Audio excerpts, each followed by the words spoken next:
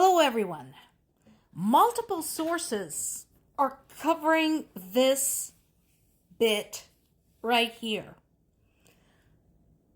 Apparently, Russia is furious with Donald Trump saying that US hasn't delivered on the understandings, quote unquote, reached as the result of Trump's and Putin's meetings back in Alaska.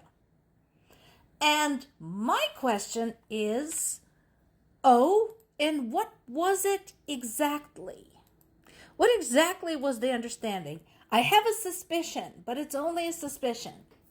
I think at the time, Putin got Trump to promise him something like putting pressure on Ukraine, refusing to sell weapons to Ukraine, and all aid to Ukraine, etc., etc.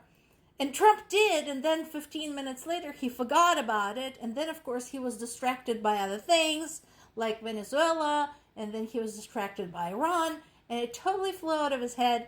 And now Russia is upset about that. I think that's what happened.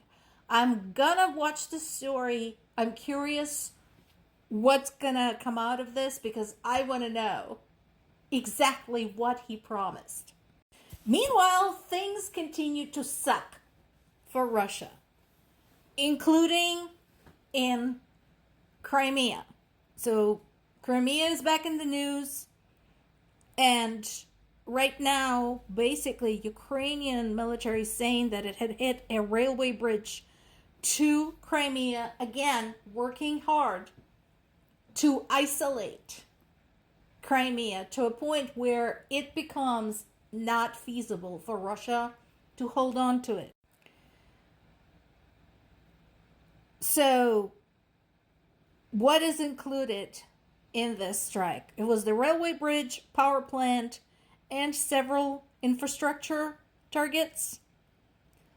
And at this point, just to give you an idea, they had to suspend gasoline sales to civilians.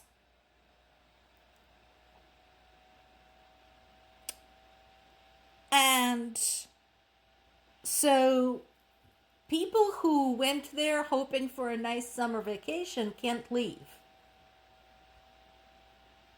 Besides, they couldn't leave anyway because roads in and out of there are constantly getting closed.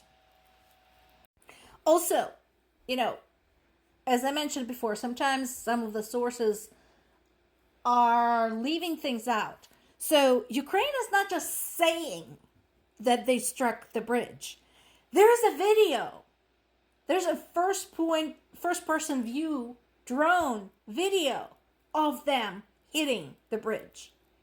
I said it in the past. This is the big difference between Russia and Ukraine when we're talking about pretty much everything. Military operations, news, progress at the front, and so on and so forth. When Ukrainian military says they struck something, they bring receipts, and this is the case again today. So they're not just saying that. They are showing what they had struck. In addition, Ukrainian law enforcement had arrested a man who's suspected of acting as a go-between in a plot to assassinate a senior military intelligence official. Wouldn't be the first time. Basically, there was a plan to hit this particular gentleman, Andriy Yusuf, a representative of Ukraine's military intelligence agency, on June 8th. And they couldn't even pull that off. Meanwhile, as you recall, multiple high-ranking Russian military officials have been bumped off in various locations, including Moscow.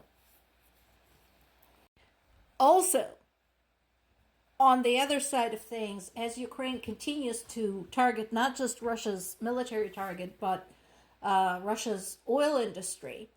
Russia is starting to consider diesel export ban, basically keeping everything they can in the country to supply what they need to supply. And that, of course, means they're not making money. And they're even considering importing fuel. Russia, who is awash in oil, is now considering not exporting its own product and actually importing gasoline. I don't know you all, but I think it's a win. Because how many times have I said that over the last 4.5 years? Oil is the lifeblood of this war. Oil doesn't just fuel Russia's military vehicles, trains, motorcycles, launchers, and so on and so forth. It also brings Russia revenue with which they can buy things that they don't have. Well, not anymore.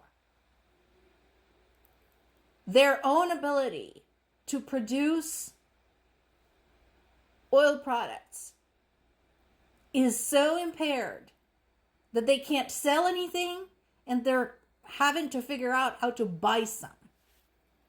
In addition, they're having to introduce curfews in Crimea because there is not enough of anything, not enough resources to run things. So closing things earlier, closing businesses earlier, people have nowhere to go because everything is going to be closed, because guess what? Keeping things open uses up water and electricity. It uses up fuel. It uses up food. Uses up other resources. And there aren't any. Nothing is going in. Nothing is coming out. Of course, for lack of anything better to do, what does Russia do? They continue slaughtering Ukrainian civilians. In this particular case, the biggest strike today with the ballistic missiles was on Crimea, which is Zelensky's hometown, during which 3 people were killed and 25 others were wounded. This is what they do. Their own country is collapsing. Their own economy is collapsing. This is what they're doing. They're hell-bent on murdering Ukrainian civilians, no matter what. And we have something else interesting.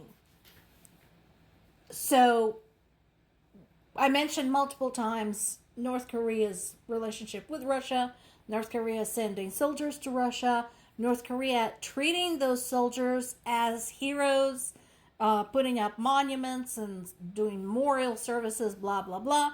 Well, so, Ukraine had captured some North Korea's POWs. Russian military had denied this.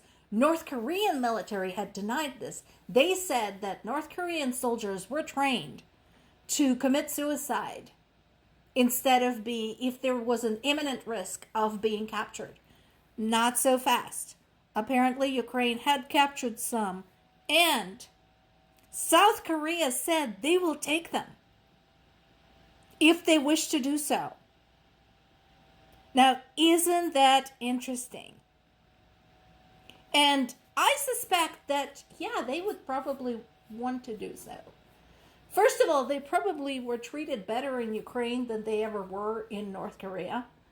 And second, considering that they did get captured, they will probably be arrested and executed in North Korea. So why wouldn't they want to go to South Korea instead? Wouldn't surprise me at all. And that would be also a good message to anyone else, any other foreign nationals captured by Ukrainians as POWs. Guys, you're safer in Ukrainian custody than you ever would be anywhere else.